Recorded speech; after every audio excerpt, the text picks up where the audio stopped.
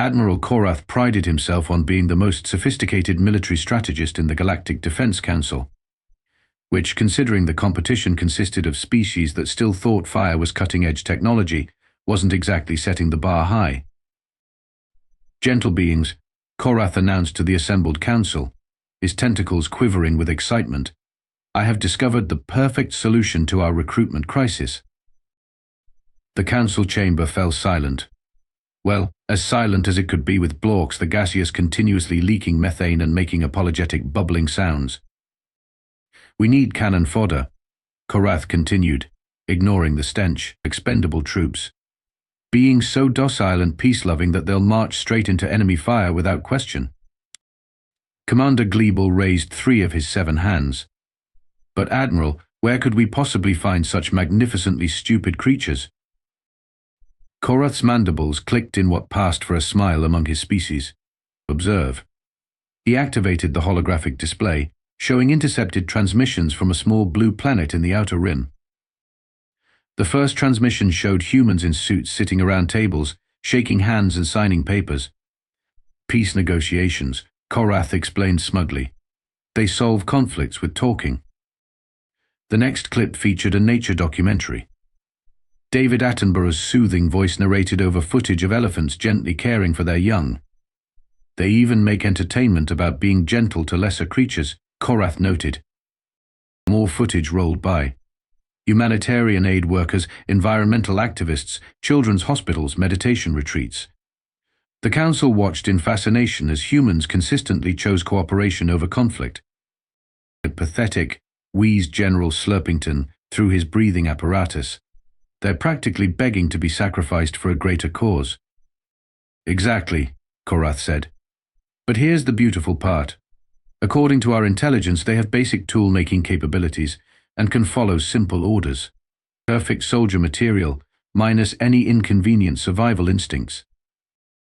The council erupted in what could generously be called applause, though it sounded more like a garbage disposal eating a wind chime. What they missed, of course, were the other transmissions. The ones buried in technical frequencies that their advanced sensors couldn't detect. Military communications, weapons testing data, tactical analyses that would make a Galactic War College professor weep with terror. But Korrath's team had focused exclusively on the public broadcasts, the diplomatic channels, the cultural exchanges. They completely overlooked the nuclear submarines, the orbital defense platforms, the casual references to kinetic bombardment and surgical strikes. To them, humanity's military was invisible, buried under layers of political correctness and diplomatic niceties.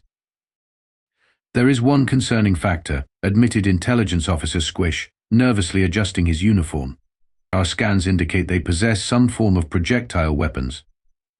Korrath waved a dismissive tentacle. "Primitive kinetic devices, no doubt, probably throwing sharpened sticks.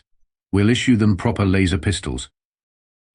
If the Galactic Defense Council had bothered to translate the phrase "speak softly and carry a big stick," they might have had second thoughts. But then again, these were the same beings who thought the Death Star was an engineering marvel, completely missing the obvious design flaw of putting the reactor's weak point on the outside. "The plan is simple," Korrath announced. "We approach these humans with our standard recruitment offer. Glory, honor, the chance to serve the galaxy. They'll be so grateful for the opportunity to be useful that they'll throw themselves at our enemies with reckless abandon." The council nodded sagely. After all, what could possibly go wrong with recruiting a species based on 30 minutes of cherry-picked footage?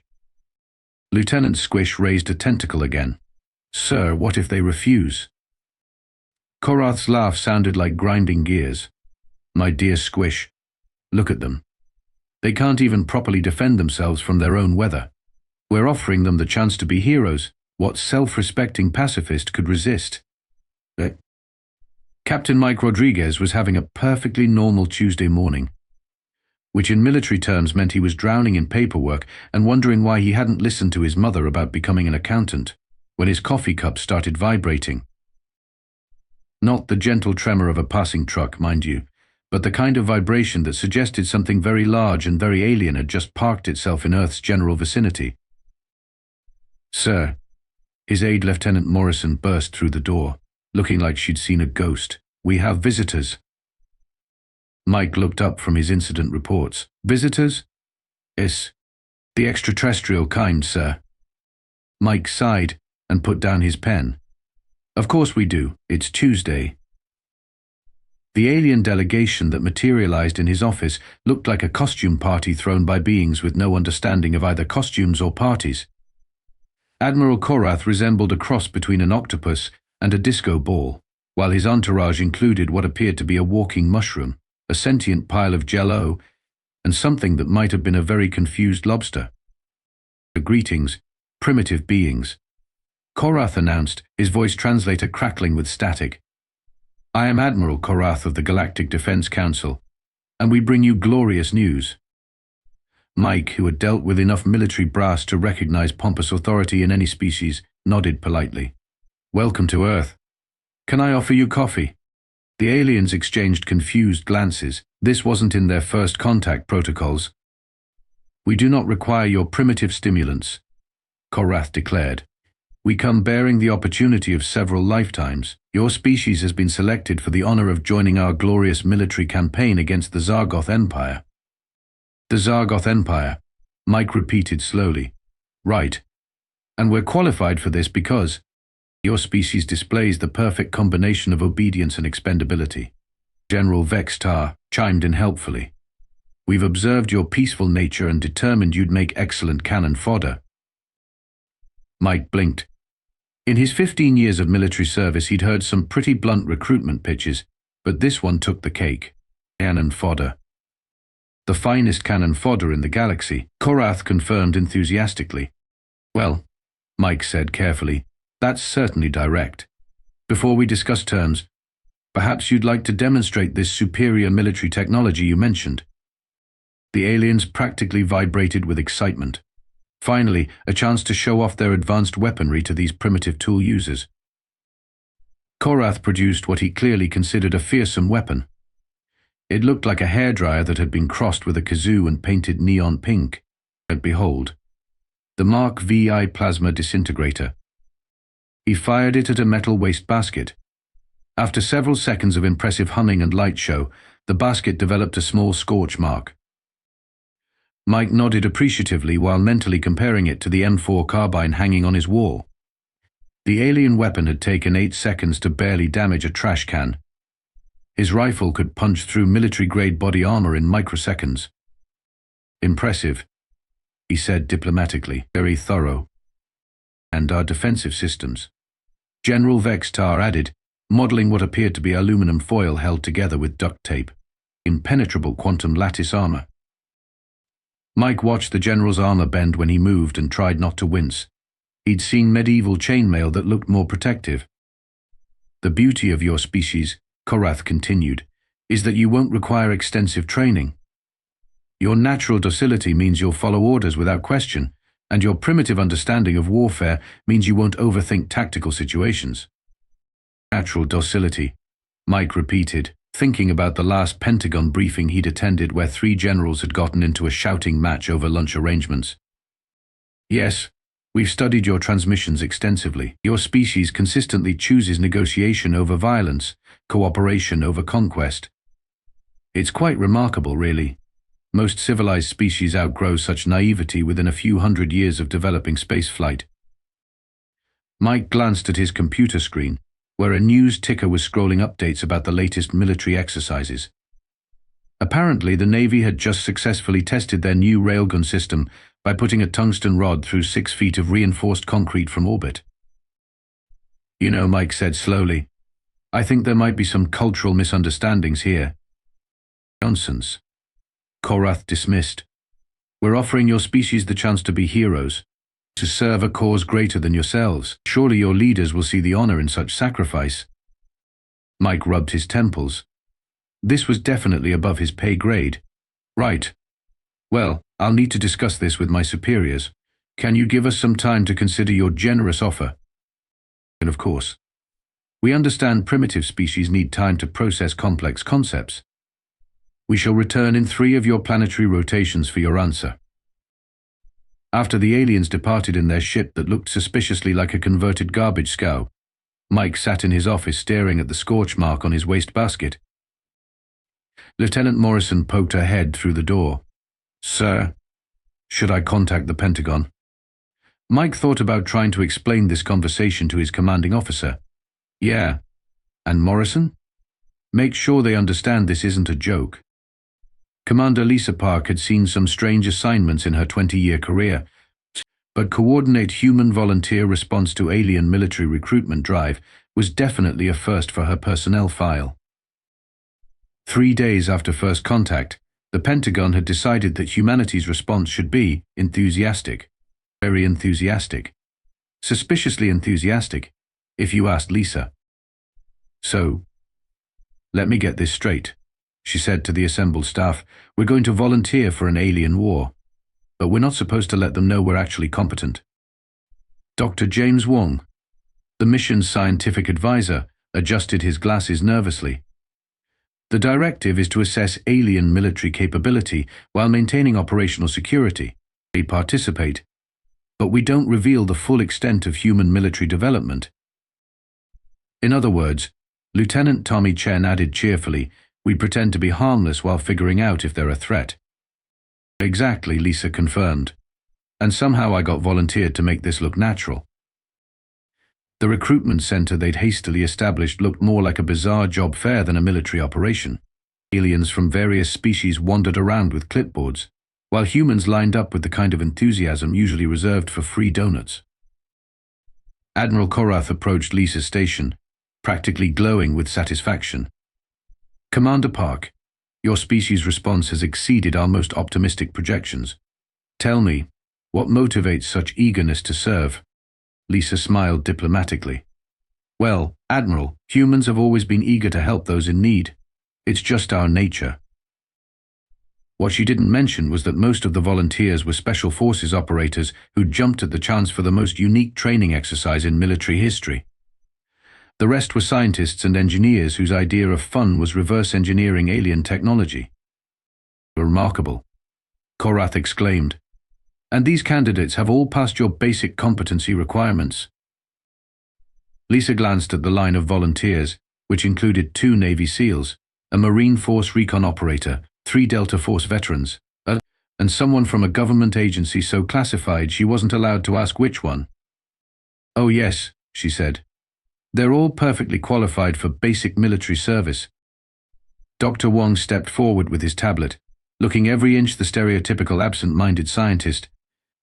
"Admiral, I've prepared a comprehensive analysis of human physiological capabilities for your review." He handed over a report that listed human reaction times, physical strength parameters, and cognitive processing speeds, all of which were technically accurate and completely meaningless without proper context. Korrath scanned the data with growing satisfaction. "Excellent. Your species appears optimized for following simple commands and absorbing casualties. Dr. Wong, your analysis confirms our initial assessment perfectly." Wong nodded enthusiastically. "Humans are indeed very good at taking directions and adapting to dangerous situations." What the report didn't explain was that human reaction times were measured in scenarios involving split-second life or death decisions, that human physical strength parameters included soldiers carrying 100-pound packs across hostile terrain, and that human cognitive processing speeds referred to battlefield tactical analysis under extreme stress. Lieutenant Chen approached with his demonstration group. "Admiral, would you like to observe some basic human training exercises?" "Certainly. Show us how your species prepares for military service." Chen lined up his volunteers, all of whom happened to be instructors from various elite training programs. "Gentlemen, standard morning PT." The aliens watched in fascination as the humans proceeded to perform what they considered a light warm-up routine. Push-ups, sit-ups, jumping jacks, basic calisthenics. Nothing too impressive by human military standards. The fact that they were performing these exercises with the casual efficiency of machines apparently didn't register with the alien observers, who were too busy taking notes on primitive physical conditioning techniques. "Fascinating," General Vextar commented. "They appear to enjoy repetitive physical stress. This suggests a natural aptitude for mindless obedience." Chen, who held 3 advanced degrees and spoke 6 languages, nodded agreeably. "We do enjoy following a good routine, sir." The recruitment process continued for hours, with humans displaying exactly the kind of helpful, eager-to-please attitude that convinced the aliens they'd struck gold. Every demonstration of competence was interpreted as quaint primitive enthusiasm. Every display of professionalism was seen as adorable naivety. By the end of the day, Korrath was practically vibrating with satisfaction. "Commander Park, I must commend your species on this remarkable turnout. 500 volunteers in a single day." "Actually, Admiral," Lisa said with a straight face, "we had to turn people away. Apparently, word got out about the opportunity to serve the galaxy, and everyone wanted to help." This was technically true. Word had definitely gotten out through certain military channels, and the response had been overwhelming. Though perhaps not for the reasons Korrath imagined. "Your species truly is remarkable," Korrath mused. "So willing to sacrifice for others, the Zargoth Empire won't know what hit them." Lisa nodded solemnly, thinking about the last intelligence briefing she'd received about human weapons development. "No, Admiral, I don't think they will." General Vextar had commanded military installations across 17 star systems, conquered 4 rebellious colonies, and survived 3 separate assassination attempts by his own subordinates. He considered himself prepared for anything the universe could throw at him. He was not prepared for humans. The transport ship carrying Earth's volunteers had barely docked when the first disaster struck. The humans emerged from their vessel looking around with the kind of professional assessment that Vextar mistook for wide-eyed wonder. "Welcome to Outpost Gamma 7, he announced proudly, "the most advanced military facility in this sector." Captain Rodriguez, who'd been selected as the human liaison, nodded politely while mentally cataloguing about 30 obvious security vulnerabilities in the first corridor alone. "It's very impressive, General." The base tour that followed was an exercise in diplomatic restraint. Every system the aliens proudly demonstrated would have been considered dangerously obsolete by human military standards circa 1995. "Our advanced detection grid," Vextar announced, gesturing to sensors that were apparently held together with the alien equivalent of super glue, that can identify hostile vessels at ranges up to 50,000 kilometers. Rodriguez nodded appreciatively, not mentioning that human radar could track objects at 10 times that distance, or that the human transport had been passively scanning the entire system since they'd arrived, mapping every ship, station, and defensive position without triggering a single alarm. "And here," the general continued, "is our armory. The finest weapons technology the galaxy has to offer." The humans filed through the weapons display with the kind of polite interest usually reserved for museum exhibits.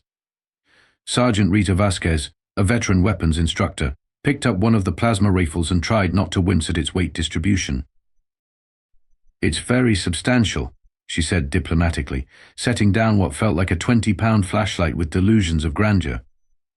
7 kilograms of pure destructive power, Vextar boasted. "Each weapon can deliver up to 30 shots before requiring recharge." Vasquez nodded while thinking about the M4 carbine she'd left back on Earth, which weighed less than half as much and could fire 600 rounds without reloading. 30 shots. That's certainly economical. The barracks assignment proved to be the next challenge. The aliens had prepared accommodations suitable for what they assumed were primitive beings with simple needs. Unfortunately, their idea of simple needs apparently didn't include structural safety. Lieutenant Chen examined his assigned bunk and tried to figure out how to explain that the support beam was slowly separating from the wall. "General, I think there might be some maintenance issues here." "Maintenance?" Vextar looked confused. "These quarters were constructed just last cycle." "Right, but this support beam appears to be mobile." Chen demonstrated by gently touching the beam, which promptly shifted another 2 inches away from the wall with an ominous creaking sound. "Ah, yes," Vextar said dismissively. "Settling. Your species will adapt. After all, you'll likely be deployed to combat zones where such luxuries are unavailable." The humans exchanged glances. In their experience, combat zones were where you built the strongest, most secure shelters possible, not where you accepted structural defects as normal. The mess hall presented its own unique challenges. The alien food wasn't the problem. Actually, it was quite edible. The problem was the serving system, which appeared to have been designed by someone who'd heard rumors about food distribution but had never actually seen it done. The nutrition dispensers provide optimal caloric intake for your species, Vextar explained as a machine sprayed what looked like purple pudding in the general direction of a plate. Rodriguez watched the nutrition dispenser miss its target completely, coating the counter with alien soup. Very efficient, General. Dr. Wong, who'd been quietly analyzing everything they'd seen, approached Rodriguez with a concerned expression. Captain, I've been running some calculations on the base infrastructure. And, by human safety standards, this entire facility should have been condemned approximately never having been built in the first place. Rodriguez nodded grimly. They were dealing with a species that had somehow achieved space travel, despite apparent complete ignorance of basic engineering principles. It was like discovering that your new allies had conquered the galaxy using nothing but duct tape and wishful thinking. The evening briefing session provided the final piece of the puzzle. General Vextar outlined their grand strategy for defeating the Zargoth Empire, using tactical concepts that would have been rejected by a first-year military academy student. Phase 1, Vextar announced proudly, we deploy our forces in a direct frontal assault against their strongest defensive position. The humans listened in polite horror as the general described what amounted to an elaborate suicide mission, complete with tactical maneuvers that ignored basic concepts like cover, flanking, or retreat options. Questions? Vextar asked when he finished. Rodriguez raised his hand carefully. General, have you considered alternative approaches to this direct strategy? Alternative approaches? Well, for instance, what if we approached from multiple vectors simultaneously, using diversionary tactics too? Vextar waved dismissively. Such complexity is unnecessary, Captain. The beauty of using your species is that you'll follow orders without overcomplicating the situation with excessive tactical analysis. Rodriguez sat back, beginning to understand the true scope of their problem. The aliens hadn't just misunderstood human nature, they'd fundamentally misunderstood the nature of warfare itself. This was going to be a very long deployment. The training exercise was supposed to be impossible. General Vextar had designed it personally, incorporating what he considered the most challenging obstacles any military force could face. Today you will attempt our advanced combat simulation, he announced to the assembled human volunteers. This exercise has never been completed successfully by any species in Galactic Defense Council history. Captain Rodriguez surveyed the course while trying to maintain his poker face. It looked like something a human Boy Scout troop might find mildly challenging on a slow weekend. The scenario, Vextar continued, involves infiltrating an enemy compound, neutralizing defensive systems, extracting intelligence, and escaping under hostile fire. The previous participants have considered it unsurvivable. Sergeant Vasquez leaned over to Rodriguez. Sir, is he serious? Rodriguez nodded slightly. The impossible course featured obstacles that wouldn't have challenged a basic training graduate, defensive systems that appeared to be cardboard cutouts, and what looked like the galaxy's most obvious trap. Remember, Rodriguez addressed his team quietly. We're supposed to be harmless primitives. Try to make this look difficult. The first obstacle was a 12-foot wall that alien species apparently considered insurmountable. The humans approached it with the kind of casual competence that comes from years of training. This looks challenging, Lieutenant Chen announced loudly for the aliens' benefit, then proceeded to scale the wall in about 3 seconds using techniques that would have impressed a parkour instructor. The alien observers took frantic notes. Remarkable primitive climbing instincts, General Vextar muttered. They must be natural arboreal creatures. The advanced defensive systems proved to be motion sensors so primitive that Rodriguez's wristwatch could have defeated them. The humans moved through the detection grid like it wasn't there, which it basically wasn't by any reasonable standard. Extraordinary, Admiral Korrath whispered. They appear to possess some form of natural stealth capability. What they actually possessed was basic military training and the ability to see laser beams that the aliens apparently thought were invisible.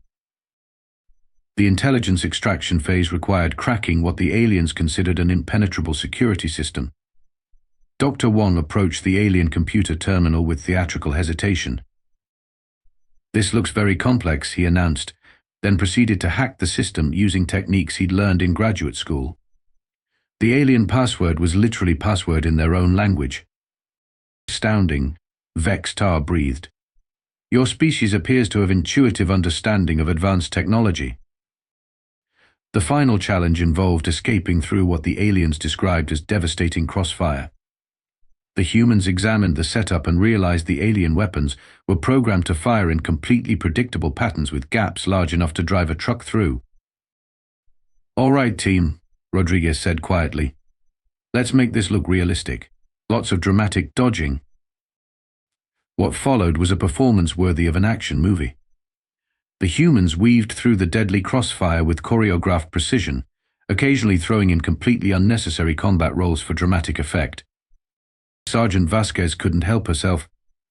Halfway through the course, she spotted a more efficient route and optimized the entire escape sequence, turning what was supposed to be a desperate retreat into something resembling a well-executed dance routine. "Vasquez," Rodriguez hissed, "you're making this look too easy." "Sorry, sir, but their defensive pattern had such an obvious weakness that it was actually harder to not exploit it." The humans completed the impossible course in 17 minutes.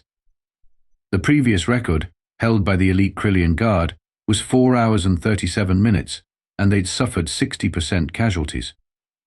The alien observers stood in stunned silence. "How?" General Vex-Tar finally managed. Rodriguez shrugged modestly. "Teamwork, sir, and I guess we got lucky with the timing." Dr. Wong stepped forward with his tablet, looking appropriately bewildered by their success. "I believe our species may have some natural advantages in problem-solving scenarios." "Natural advantages," Korrath repeated slowly. "You mean this is normal for your species?" "Heck. Well," Rodriguez said carefully, "we do try our best." What he didn't mention was that the exercise had been so elementary that his team had spent most of their time trying to figure out how to make it look challenging. The biggest difficulty had been resisting the urge to point out the numerous ways the entire scenario could have been improved. Lieutenant Chen raised his hand. "General, if I may ask, what kind of casualties do you usually expect from this exercise?" "Casualties?" Vex-Tar looked confused.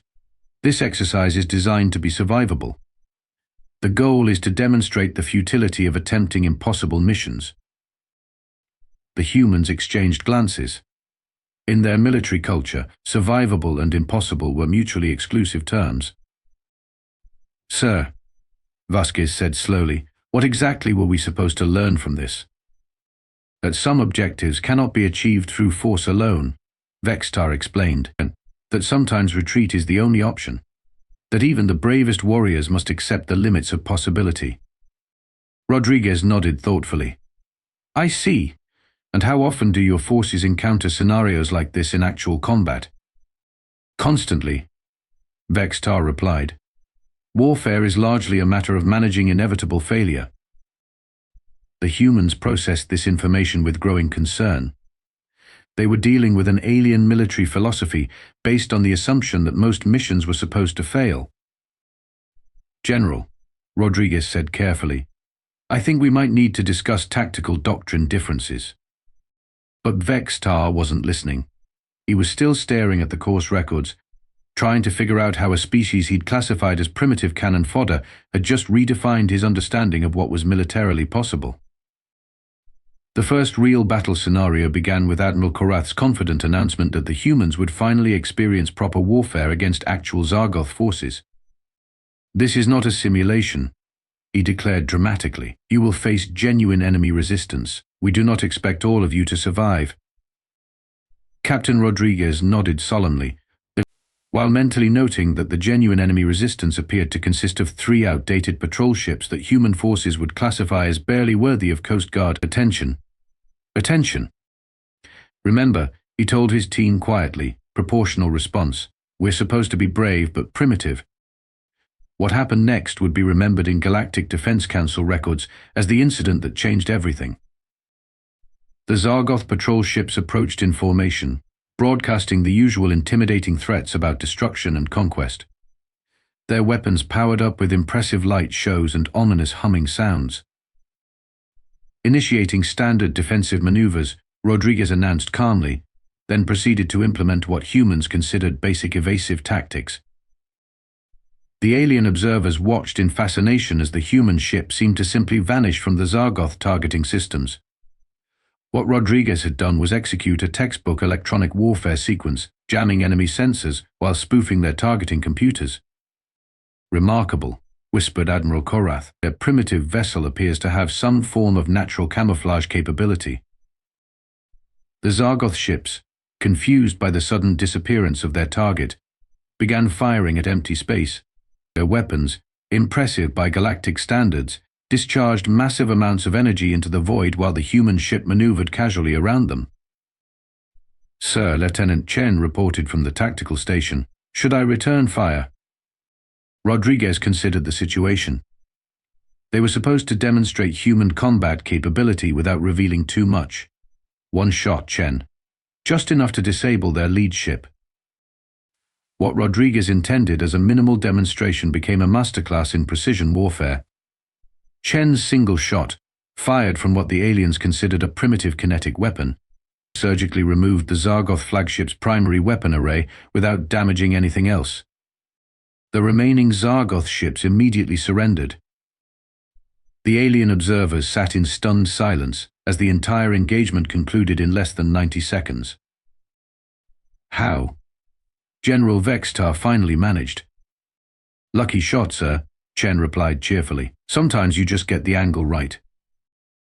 Dr. Wong stepped forward with his tablet, looking appropriately surprised by the outcome. "I believe our species may have some natural aptitude for precision tasks." Admiral Korrath's tentacles were twitching erratically. "Your species just neutralized a Zargoth patrol squadron with a single shot." "Well," Rodriguez said modestly, "they weren't expecting us to fight back. Element of surprise and all that." "And element of surprise," Korrath repeated slowly. "Captain Rodriguez, what would your species consider an appropriate response to a full Zargoth battle fleet?" Rodriguez paused to consider the question. In human military doctrine, the appropriate response to a hostile battle fleet was overwhelming force applied with surgical precision until the threat ceased to exist. "Well, sir, I suppose we'd do our best to defend ourselves." "Your best," Vextar said faintly. "And what would that entail exactly?" Sergeant Vasquez stepped forward helpfully. "Standard procedure would be to neutralize their offensive capabilities while minimizing collateral damage. You know, disable their weapons, knock out their engines, maybe take out their command and control systems." "All of them?" Korrath asked. "Well, yes, sir. You can't really half-neutralize a battle fleet." The aliens exchanged increasingly alarmed glances as they began to grasp the implications of what they were hearing. "Captain," Admiral Korrath said carefully, "when your species speaks of defense, what exactly do you mean?" Rodriguez considered how to explain human military philosophy to beings who apparently thought warfare was supposed to result in mutual annihilation. "Defense means eliminating the threat while protecting friendly forces," he said simply. "You neutralize the enemy's ability to harm you, then you offer them the opportunity to reconsider their strategic objectives." "Eliminate the threat," Vextar repeated. "All of it." Well, yes, sir. Otherwise it's not really eliminated, is it?" The horrible truth was beginning to dawn on the Galactic Defense Council. They hadn't recruited cannon fodder. They hadn't even recruited soldiers in any sense they understood. They had accidentally recruited what amounted to military specialists from a species that considered the complete neutralization of enemy forces to be basic defensive doctrine. "Admiral," Dr. Wong said helpfully, "if it would be useful, I could prepare a technical analysis of human defensive capabilities for your review." Korrath's mandibles clicked nervously. "Dr. Wong, on a scale of 1 to 10, how would you rate your species' military competence?" Wong adjusted his glasses thoughtfully. Well, sir, we're certainly not the most advanced species in the galaxy. I'd say we're probably around average for our level of technological development. What Wong didn't mention was that human average was based on comparison to other humans, not to aliens who thought duct tape was a legitimate engineering solution.